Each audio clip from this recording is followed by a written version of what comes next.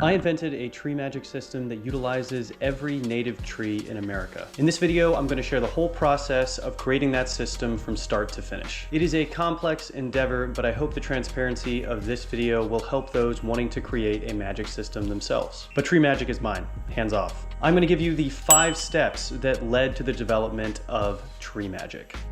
Often when I'm creating magic systems, they're inspired by something real that I find to be inherently magical. Trees are ancient beings, older than the written word.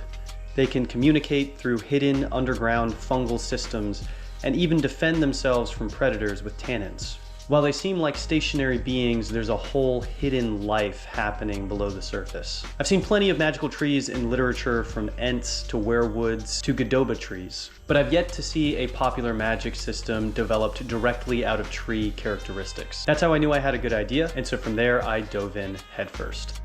I found a few books that not only shared surprising facts about trees, but also dug into their traditional uses and even mythological significance. Namely, I studied Braiding Sweetgrass by Robin Wall Kimmerer, The Hidden Life of Trees by Peter Wolleben, and Iwigara by Enrique Salmon. All worth checking out if you are tree curious. At the same time, I strove to identify every tree that I could in my local environment. At first, I did this by taking leaf samples and comparing them to pictures that I found online. Later, I got a native tree guidebook which helped a ton.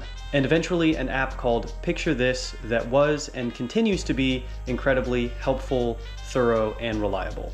If you are someone who wants to get to know trees, plants, and fungi in your environment, you'll want to check out Picture This. It provides spacing and planting information, climate zones, cultural significance, uses, symbolism, etymology, and even offers one-on-one expert support for plant care. If you're making a plant-based magic system or just like plants, I can't recommend this app more highly. Anyway, using all of this information, I built my own database carrying every kind of tree I encountered and added to it constantly. At the same time, it felt like a hidden part of the world was coming into view. Before I could name trees, it was as if they didn't exist. But as I got to know them, their names and their characteristics, it felt like every tree around me came into focus for the first time. Before making my own magic, I also wanted to explore what already existed in mythology. Celtic tree magic contains scores of stories about druids, fairies, and spirits centered around trees, often as abodes for these creatures. I wanted to create my own original world, so I didn't borrow from these stories directly, but rather use the sacred symbolism of trees as described by the Celts. The yew tree is the tree of death, the alder of balance, the birch of new birth. Native Americans also attributed specific characteristics to trees that varied from tribe to tribe. So I took copious notes and integrated these mythologies into something new. I realized that later these qualities, knowledge, identity, longevity, would serve the story by providing ways for the characters to learn and grow. Additionally, I ran my ideas by a university professor of Native American descent to make sure I was being culturally sensitive, and also to pick his brain with regard to what would be a compelling representation of trees in fantasy.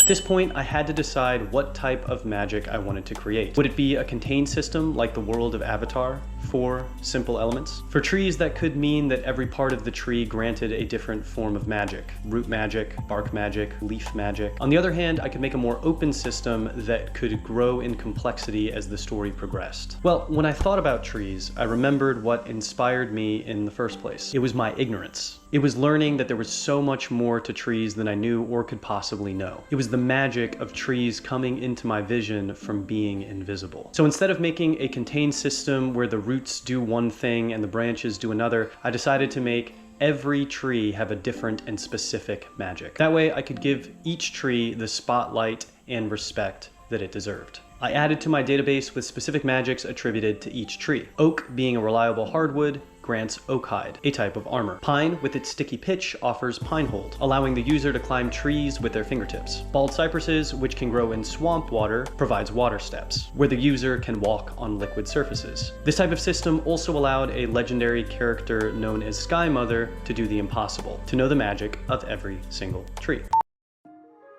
At this point, I needed rules to create tension and drama as tree magic users, called treelings, and their enemies squared off against one another. And I wanted these rules to be steeped in nature. So first was strength. Tree magic is strongest in the summer, weakest in the winter, and in between in fall in spring. The opposing magic, bone magic, is strongest in winter and weakest in summer. Right there, whatever season it was put the characters at an advantage or disadvantage. To harvest the magic, the user has to break some part of the tree. I wanted attention there too. It's best to break the fruit as it causes the least damage to the tree, but cutting limbs provides even more power. And cutting down a tree altogether provides the user with a burst of incredible strength. That led to the idea of dark treelings. While most treelings would strive to preserve the trees, others would cut them down without abandon, harvesting strength from these felled beings. As I continued to learn about new trees and formulate new magics, scenes started to fill my mind. I imagined battles between treelings, magic users crushing parts of trees to summon their abilities, whipping roots at one another, sheathing themselves in bark,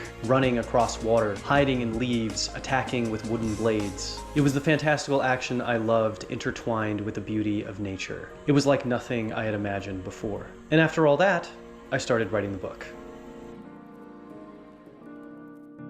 There is no one way to make a magic system. I am most often inspired by art, nature, and spirituality, but you can make a magic system out of peanut butter and jelly. It's up to you, your interests, and what your goals are. Whether you choose to make a hard system with specific rules like this one, or a soft system where anything can happen, it's important to consider how your choices play into the dynamics of the story. How the magic works will create opportunities for character development, plot beats, dramatic tension, especially when it comes to battles, twists, and maybe most importantly for fantasy, the overall ambiance and feeling of your world. Tree magic will be featured in my series Blink of the Four Winds, which I plan to release next year.